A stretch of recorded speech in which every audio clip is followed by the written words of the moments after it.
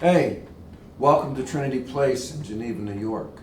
My name is Cameron Miller, and this is a reflection or sermon for the 12th week of Pentecost in the Revised Common Lectionary. And I'm going to start by reading you the gospel that's appointed for today in the Revised Common Lectionary. It's from Luke, and it's verse 1 and then verses 7 through 14. And it's a little story.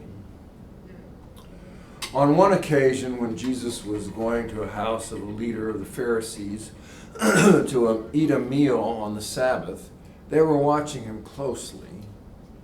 And when he noticed how the guests chose the places of honor, he told them this parable.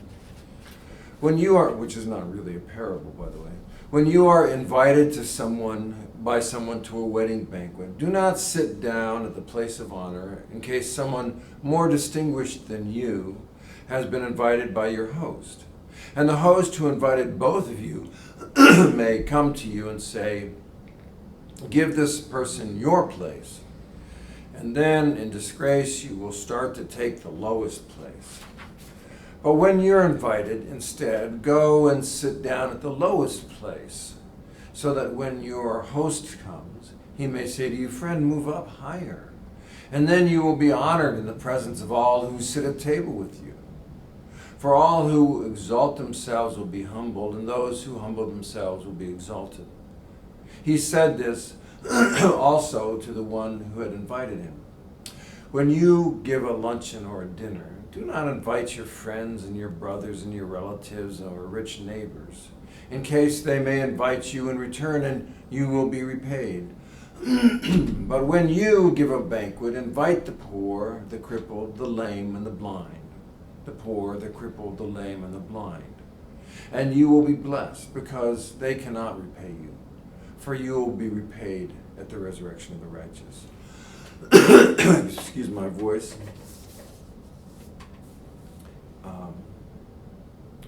So if you're a churchgoer, or have been a churchgoer, then you're used to this kind of story. I'm talking about the Mad Hatter's Tea Party from Luke, as Frederick Buechner might have said. It's the kind of story in which Jesus is rude to his host and tells his host that all kinds of disagreeable things that would embarrass everybody present and cause them to wonder why the host had invited such an obnoxious guest. That kind of story. And we're used to that kind of thing from Jesus. Most of us are so used to this kind of thing that we listen right past the punchline, and it doesn't hook us very deeply. And so, as you might guess, I want to go fishing again into the depths of this story. First of all, to get ready and to tenderize ourselves just a little, let's think about the kind of people with whom you and I are most uncomfortable. And let's be honest, you don't have to say it out loud, but there are some people, even some kinds of people, we like better than others. There are some kinds of people we like better than others and are just more comfortable around. But let's think about the folks that we are uncomfortable around. Our discomfort may arise from prejudice, or it may climb up from some dark corner of ourselves that we weren't even sure about. I have a kind of a funny one like that I'll admit, just to warm you up, to call to mind one of your own sources of discomfort. Since I worked in a mental health unit and spent a considerable amount of time with homeless folks, or what we used to call street people, I'm pretty comfortable with the population that makes up a lot of people that make other people uncomfortable. But what I could never get used to was really long beards. I mean Moses kind of beards. The kind you see up in Vermont quite a lot, or among homeless folks in urban areas. There's just something about a long, dirty beard that makes me uncomfortable. Now, I can handle the dirt and the chaos of people who haven't bathed in a long time. I even like to do that myself when I go camping. But those long beards, whether clean or groomed or just hanging there forgotten, bothers me. Now, maybe you have some folks wandering around in your thoughts right now that would cause you to kind of sit stiff if they were on one or the other side of you, or both. Sandwiched between two people that make you uncomfortable is the feeling that I'm trying to evoke here from you, from your life, from your memory. There might be somebody in this worship space when we gather on Sunday or around you that makes you feel like that. It might even be me. But churches are mostly congregations of the like-minded, self-selected havens of class, ethnicity, and race. Church is still, as Martin Luther King observed more than 50 years ago, the most segregated hour in America. Then there are clubs and civic organizations and professional associations that are often little retreats into our privilege. Even bowling leagues or poker groups or quilting circles are normally self-selected groupings of like-minded, same-sex, or commonly interested people. All of that is because we congregate with other people who are similar to us. It's what makes us comfortable. And this is important, we often congregate around food. A meal. A meal is the most pervasive element of our social structure. So thoroughly commonplace that we take it for granted.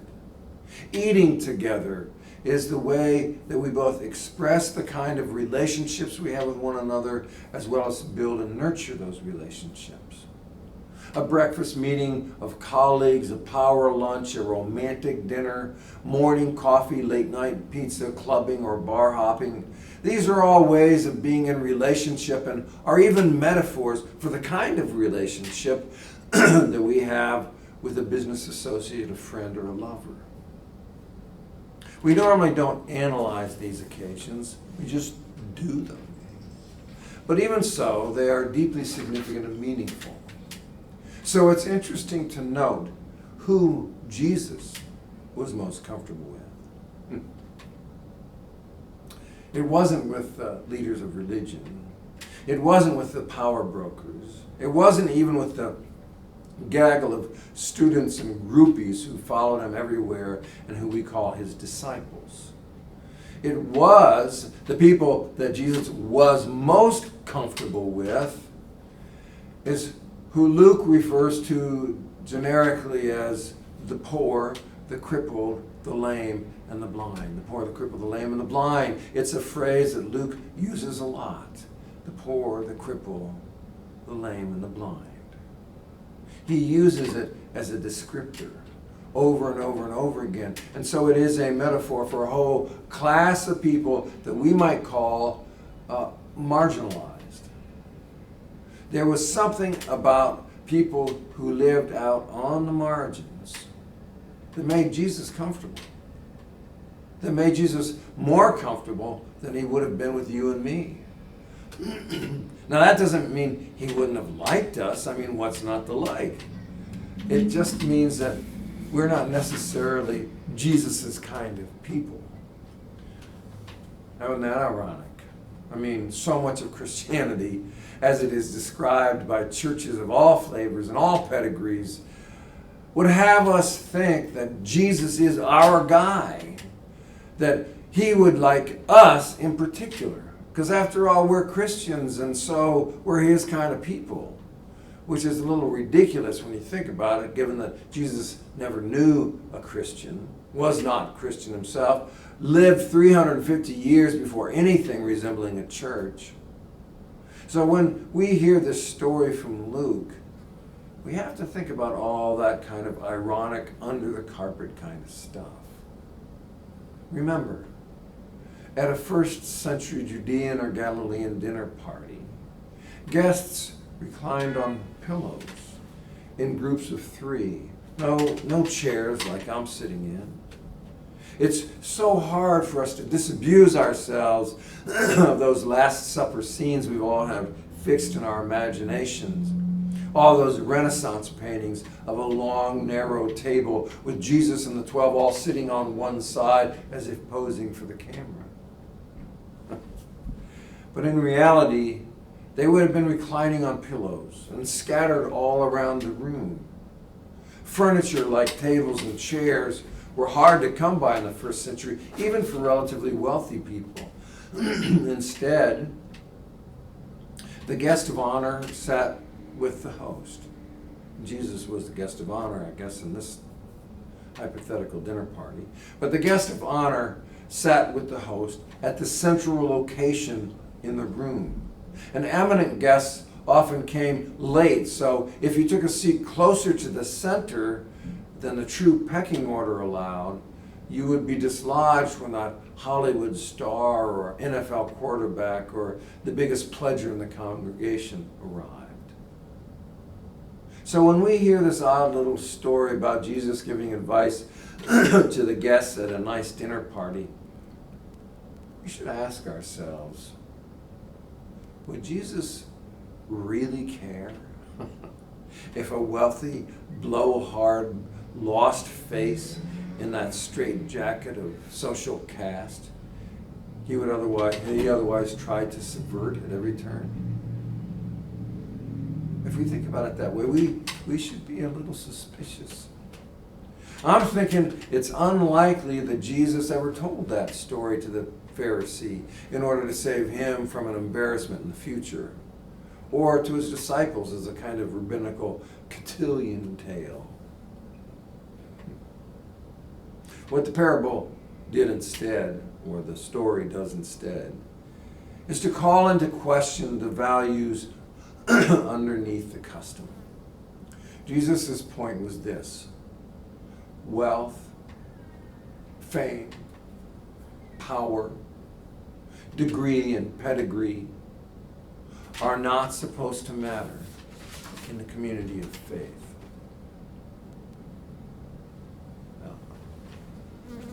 This thing we do here, around the table that is here, our altar, and around this symbolic meal, all of it is supposed to be egalitarian, which means that long, white, dirty beards are equal to and loved as much as trim little short ones. It means that here, at this meal, and for this little bit of time, there are not supposed to be any margins. We are supposed to host at this table and at this meal a community where we have not congregated by class, ethnicity, or race. We are supposed to host at this table, at this meal, a community with people that may make us terribly uncomfortable, as well as with those who actually we like quite a bit.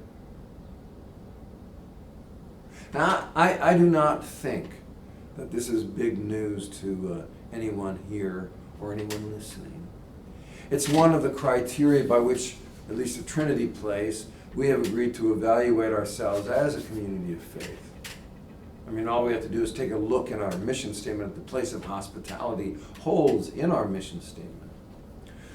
But here, at the conclusion of this sermon, I'm going to invite us to apply this idea even to ourselves. I want us to maybe even get a little uncomfortable with this idea in a very personal and a very internal kind of way. By which I mean, there are parts of ourselves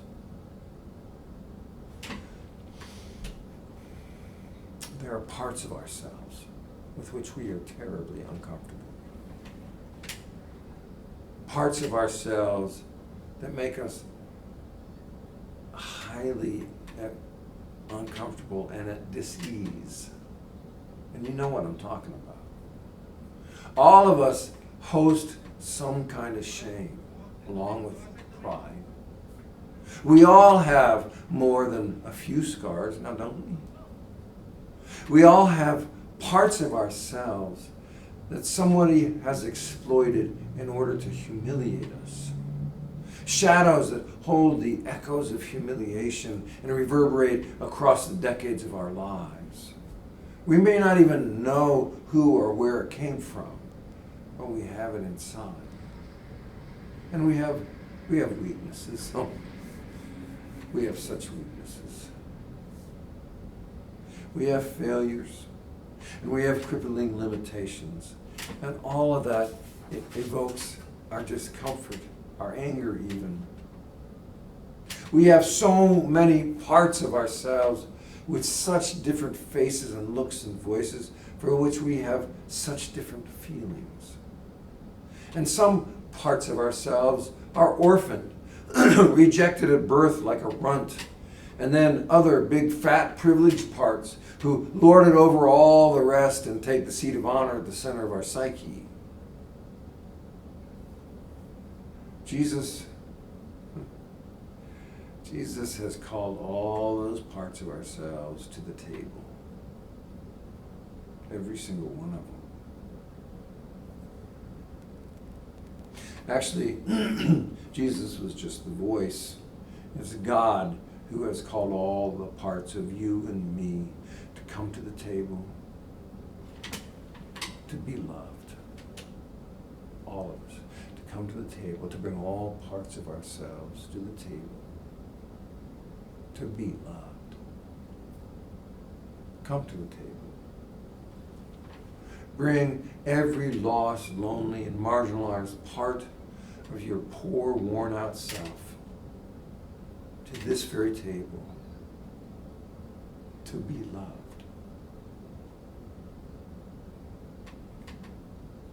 Well, that's where I want to drop Luke's story today, right here in the lap of our tender hearts.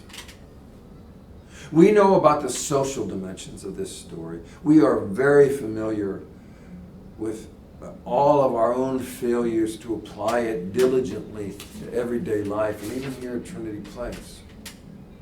But here's the wisdom we need to hear today. It's in learning to love ourselves, to bring all of ourselves to the table, and allow even the most marginalized parts of who we are to be loved, to be loved. It's in doing that we also create within us the capacity to love others in the same way. In other words, if we're struggling to love those long, dirty beards that hang from the orphaned parts of ourselves, those very painful and embarrassing parts that don't work that well, that make mistakes, that fail and fumble and simply look bad, then we will have an even greater struggle to feast at the table with other people with whom we also feel uncomfortable or even prejudiced. It's a two-part spiritual struggle. To love all the parts of ourselves and to be engaged in a relationship with all the parts of the human society. And that, my friends, is our spiritual path. Right there, summed up in a very few words, is our spiritual path if we are followers of the wisdom of Jesus. We are to love all the parts of ourselves and to be engaged in relationship with all the parts of humanity, and then bring all of that to the table to be loved. To be loved. And with that, I wish you great peace.